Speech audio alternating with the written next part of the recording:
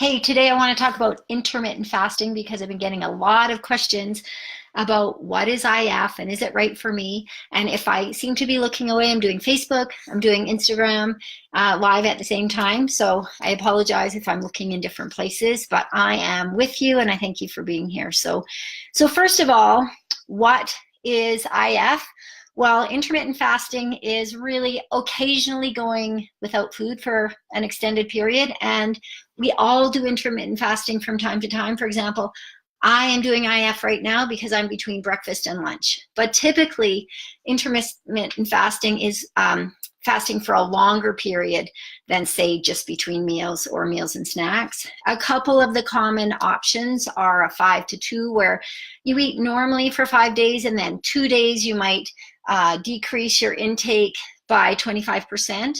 The most common one is probably the 16 to 18-hour fast, and with that, you would have an eating window of, say, between noon and 6 p.m. or noon and 8 p.m.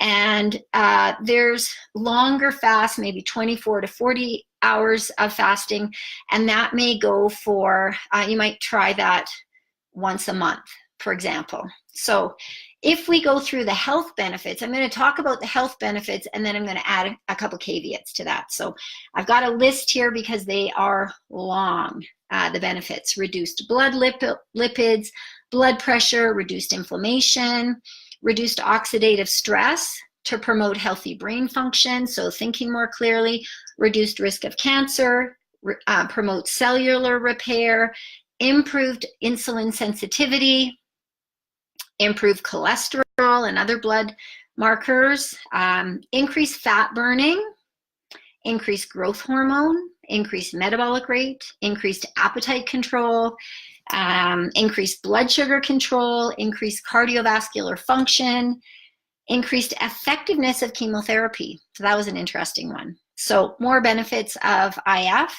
no pricey supplements, no special foods to buy, it's customizable, no complicated formulas, save time meal prepping, save time macro counting if that's your thing. So it really sounds like the holy grail of nutrition, right? It sounds like, wow, this is the magic bullet.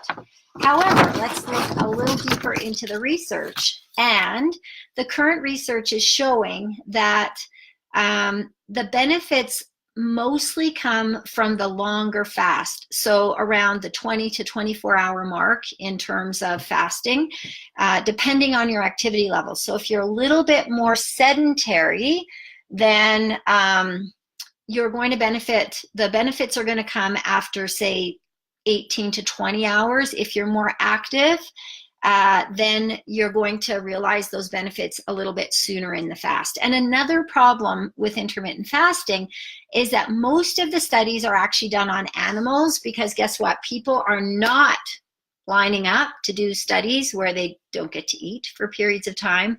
And big dollar companies are not lining up to fund studies that support not eating. So there's a couple issues with the research. However, the anecdotal research, there's some good results from that. So let's talk a little bit about those.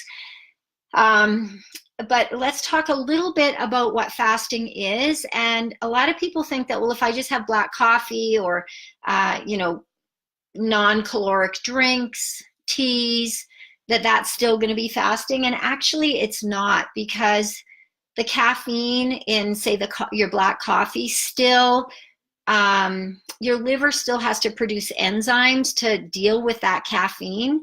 And so you're not realizing the entire benefits by giving the liver a rest, by giving your digestion a rest.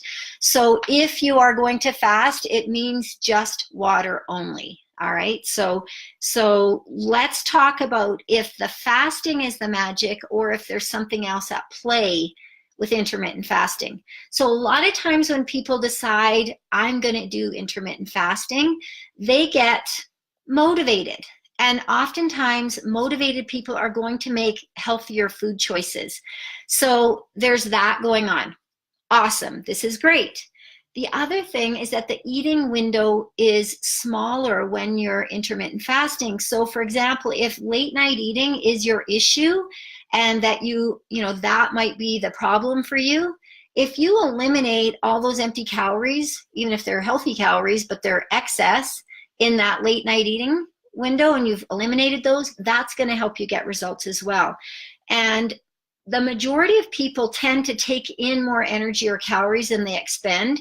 So intermittent fasting just kind of reduces the amount of calories that you can take in. So you might just be in more of a caloric deficit when you're intermittent fasting. So again, that might be the reason that you're getting results. And so it's kind of inconclusive whether it's just intermittent fasting or if it's just, there's other factors that are playing into it. If you're getting results with intermittent fasting, it doesn't really matter if you're, getting results and you're feeling good and healthy. I'd say that's a win, right? Who is intermittent fasting not for? Obviously for pregnant women, for youth, for, growing teenagers. There's really no benefit to do intermittent fasting.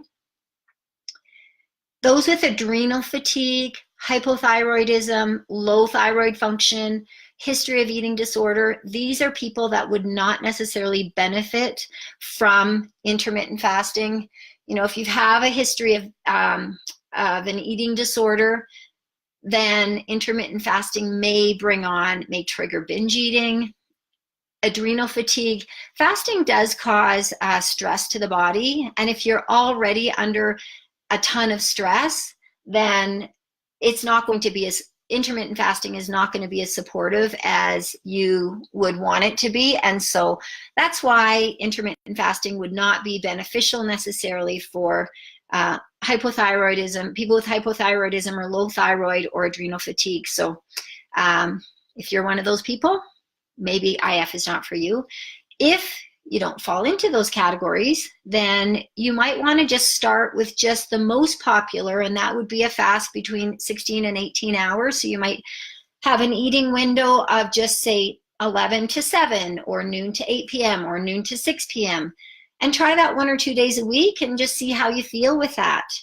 You are the highest authority of you in terms of your own body and how you're feeling. So I can provide you some recommendations, but you know what's going to work for you. I still highly recommend counting macros because that creates an awareness and it naturally helps people make better food choices, especially when they understand what the nutrients are. So I would highly still recommend the macro counting. If you are a macro counter, you still can be doing intermittent fasting. You just eat within a specific eating window. What you want to be aware of with intermittent fasting, as with many things, more is not better. So more fasting does not mean more results. In fact, this is where I think a lot of people, a lot of women, and a lot of women I'm working with specifically go wrong, and that is that they think that, less eating means more fat loss, and it's not necessarily the case. We need to be fueling our metabolism, and eating actually does help you fuel your metabolism.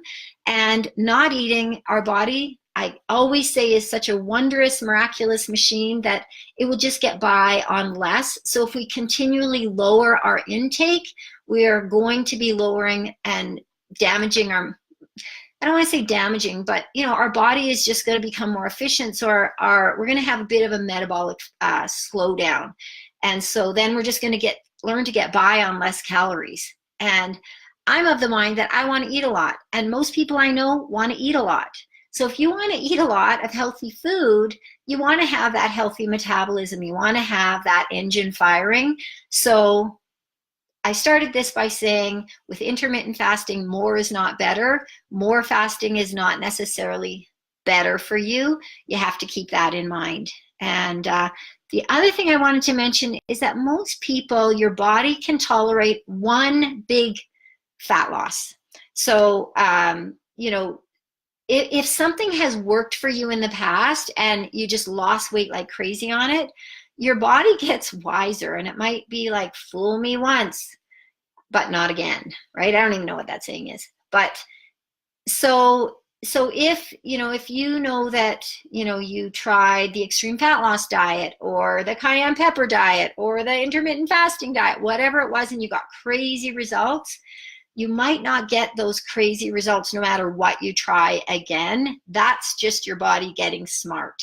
So don't expect super amazing fat loss results, weight just falling off you every single time you try a protocol. My suggestion is to, go about your nutrition in an educated and wise way where you're not necessarily looking for instant results. Instant results often mean instant weight gain. So my gig is to help you make wise choices, educate yourself, learn what your body needs, and you'll get results over time. And hopefully those results, if you're educated and you make wise choices, the weight that you lose will be weight loss that stays off rather than comes back with friends, because there's nothing more discouraging than losing weight and then gaining back even more. It kills your metabolism, it kills your spirit, and we just don't want that to happen. So if you need some help, DM me, message me. I've got answers for you.